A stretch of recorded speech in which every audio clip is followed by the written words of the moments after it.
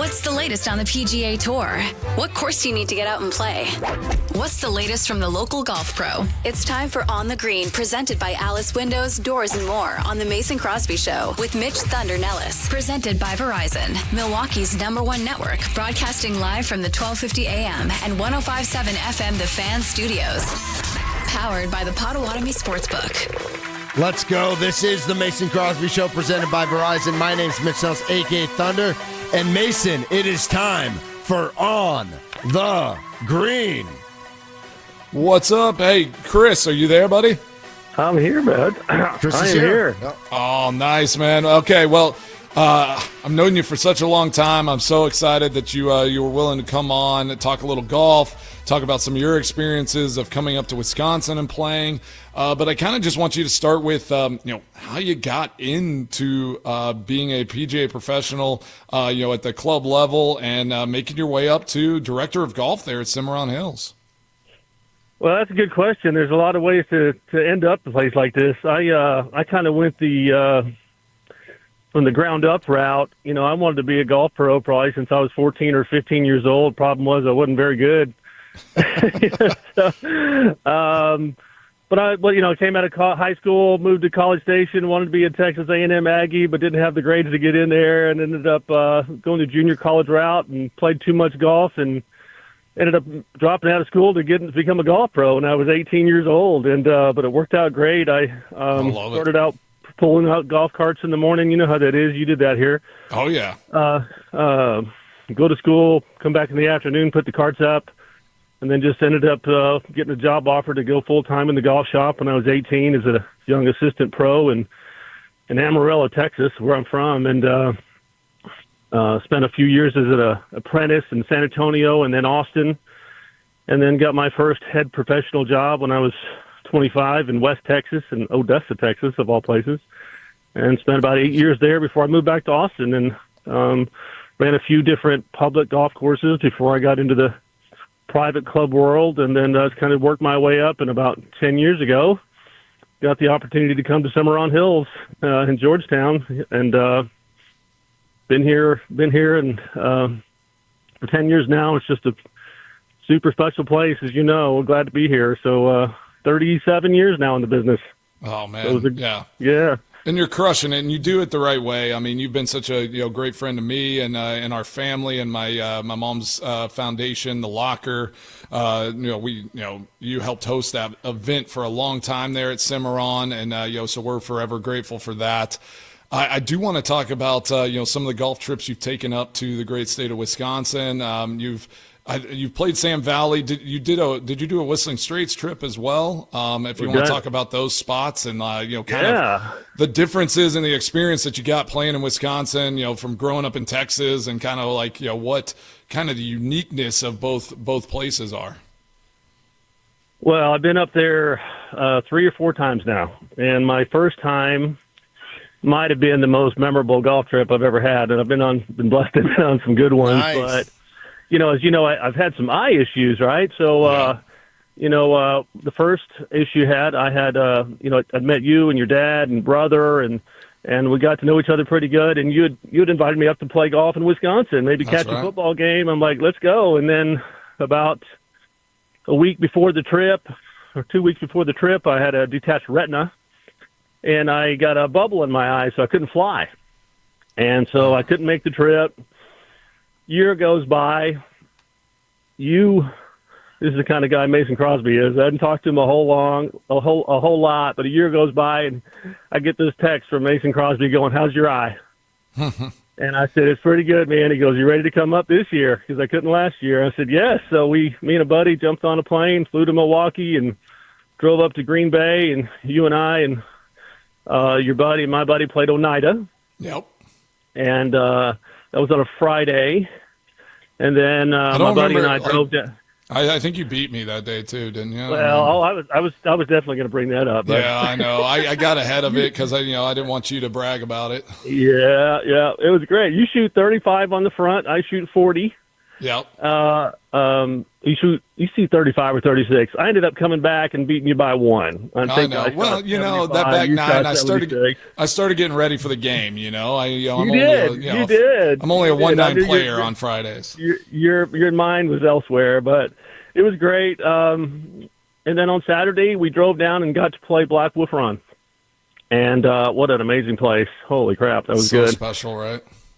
And then Sunday, 3:30 game against the Cincinnati Bengals, my first ever NFL game, by the way. I mean, I'm totally spoiled now, right? Going to Lambeau. And yeah. Amazing. Unbelievable. Get to go to the game, sit with your mom, your wife, your kids, and you end up kicking the game-winning field goal. Let's go. I do that. And, whenever I bring people come up to visit, I try to make it a good time for them. It was unbelievable. You run it over, you grab Nolan out of the stands, pulled him down, and it was great. So we go to the house after, and I've got all this Packer gear, right? And you're signing all the jerseys and footballs I bought. And I said, hey, I need you to sign one more thing. And I gave you the scorecard. And you refused to sign the scorecard. That was great. I do remember that. Oh, gosh. It was great. And then on Monday on the way home, me and my buddy, of course, we had to stop by and play Whistling Straits before we jumped on a plane and came home. So what an amazing first trip. It's just, I don't know if I could ever top that. But since then, we've been back. We played Sand Valley. Yeah. Did a 4-day golf trip up there. Amazing place. It was all as good as Bandon, but a lot more affordable. Exactly. We went a day early and played Erin Hills. Like, holy crap, Erin Hills! You've hit all the spots there in Wisconsin. That's unbelievable. Yeah. And this last October, I've got a really good friend here who's a member. In John Kills. He's from your area, but he left. Punter from Wisconsin. He went to University of Wisconsin and punted there. He's from Sheboygan, but he left long before these nice golf resorts were built. So he wanted to go. So I took him and a group of guys, and we flew up and we played Whistling Straits again. We played both courses at Black Wolf in Kohler, and then we played Erin Hills again, and then came back home. So we love Wisconsin. Oh my gosh, it's just.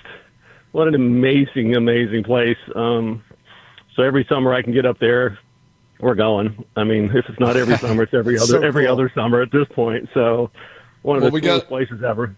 We got Chris Katery, the PGA Director of Golf at Cimarron Hills Golf and Country Club in my hometown of Georgetown, Texas, but frequenter of Wisconsin golf courses because it is hot in Texas in the summer, so to escape up to Wisconsin is always a pleasure and always a good thing. But you mentioned that you had that eye situation, the detached retina, and you went through all this stuff with that. I would love for you to tell the listeners about kind of that journey and then like getting back into playing golf after all of that, and what that took and what that meant to be able to get back on the golf course after such a serious thing going on with your eye, because I'm sure there's a lot of people out there that have issues, have some different things, and it's like you can still get out there and play this great game even whenever you're not 100% there all the time. Yeah, I mean the detached retinas, they suck, but they're not. It happens, right? I've had 4, and I ended up just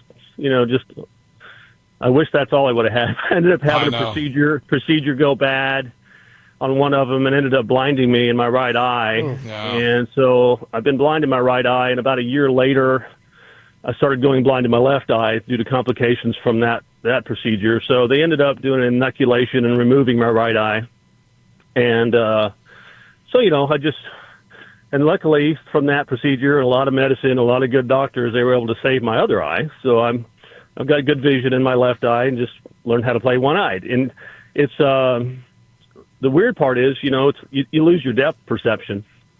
So you exactly. Over it's been about 2.5 years now that happened, but my golf swing, other than me needing a lot of practice, has been okay. When you've been playing a long time and you just kind of have the muscle memory. of swinging and hitting, it's largely unaffected. Where it gets tricky is short game, right? So everybody's usually doesn't practice their short game enough. It's usually our weakest point of our game because we sort of spend whether it be technique or lack of practice, but you throw in no depth perception, it's pretty comical.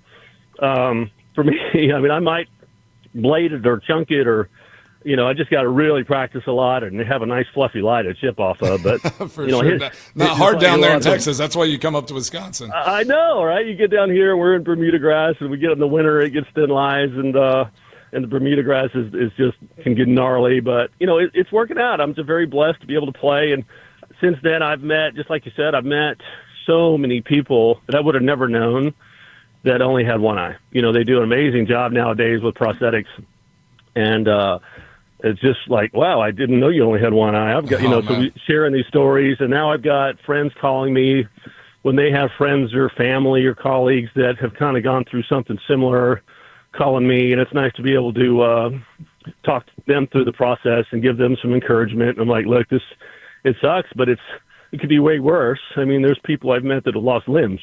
Yeah, and I'm like, I can live with one eye. I can play.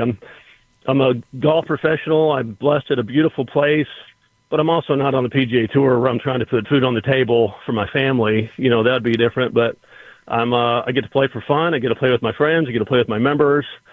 Drag you down here and let you beat me like a drum, and and just enjoy it. So it's okay. God's blesses, and just happy to be able to still play golf. Oh, that's awesome. Chris Katery, the PGA Director of Golf at Cimarron Hills in my hometown, Georgetown, Texas, joining me on the green on the Mason Crosby Show. I'd like to ask you one more question before we let you go. I know Mitch always has an obligatory one, so I'll combine that for Mitch. Nice. What was the favorite thing you ate at any of the courses in Wisconsin that you came up to? And, just what would you say to, any golfer trying to improve their game, working on their game, like as you're giving, when you've given instruction and things like that, kind of where is your starting point? It sounds like it's probably short game, but just jump on those two things and then we'll let you go. Well, in that regard, it's definitely short game. I mean, you got it's 70% of your game, for most people, right? Or more, right? When you get inside, call it 75 yards, right? You got to learn how to hit it on the green and have one or two putts if you want to get good, right? The chunking and the blading and sculling, and it just ruins your score after you hit a good tee shot and a decent second shot. You're up there by the green and 2 or 3 in a par 5, and you walk away with a double bogey. It's nothing more it's frustrating. Frustrating. So I would definitely encourage people to find ways to make practicing short game fun, because that's one of the reasons I think people don't. It can get boring, but there's so much low-hanging fruit to lowering scores when it comes to putting, chipping, and pitching, and just even wedges. Just learn how to. It's hard to hit a 45-yard shot, compared to a 100-yard shot. That's why people, even the best players in the world, they lay out to a 80, 100 yards because that's their sweet spot. So spending time from 50, 75 yards and in most of your practice sessions would be quickest way to kind of break through and shoot some personal best, in my opinion. All right, awesome. And then what was your favorite food there in Wisconsin? It's cheese curds, dude. Oh, let's go! Yes, my first time ever eating a cheese curd, and I come back here, and they're not the same. They're not the same. They're not. That's for sure. Not the same. I gotta tell you, tonight we're opening up our new lounge. I can't wait to show. It's the 34 Lounge. 34 Lounge. You know why it's called 34? Mr. Ryan is kind enough to let his name the new lounge after him, and so Nolan Ryan lives in Cimarron Hills there in Georgetown. So, and I'm begging my F&B team to add some cheese curds to the menu in there. It's going to be they got to great, so. Bring it down to Wisconsinite, get those cheese curds right. Chris Katery from Cimarron Hills Golf and Country Club there in Georgetown, Texas, my hometown. A great friend of mine. What an awesome story, and I really appreciate you, Chris, joining us on the green, presented by Alice Windows, Doors, and More. I can't wait to come down and visit you, and then I got to get you out here to Tennessee and play a little golf here. So I heard we can add another golf out there something. too. Yep, for sure. Awesome. Look forward to it, buddy. Good to talk to you. Yeah, really appreciate it, Chris. Thanks so much, Chris. That's You Chris. bet, man. Take care. Yep, Chris Katery, PGA Director of Golf at Cimarron Hills Golf and Country Club, joining us today on the Fan Guest Hotline, powered by Gruber Law, part of On the Green with Mason Crosby, powered by Alice Windows. Joel Erickson, Colts insider at the Indianapolis Star, is going to join us when we come back right here on the Mason Crosby Show, presented by Verizon.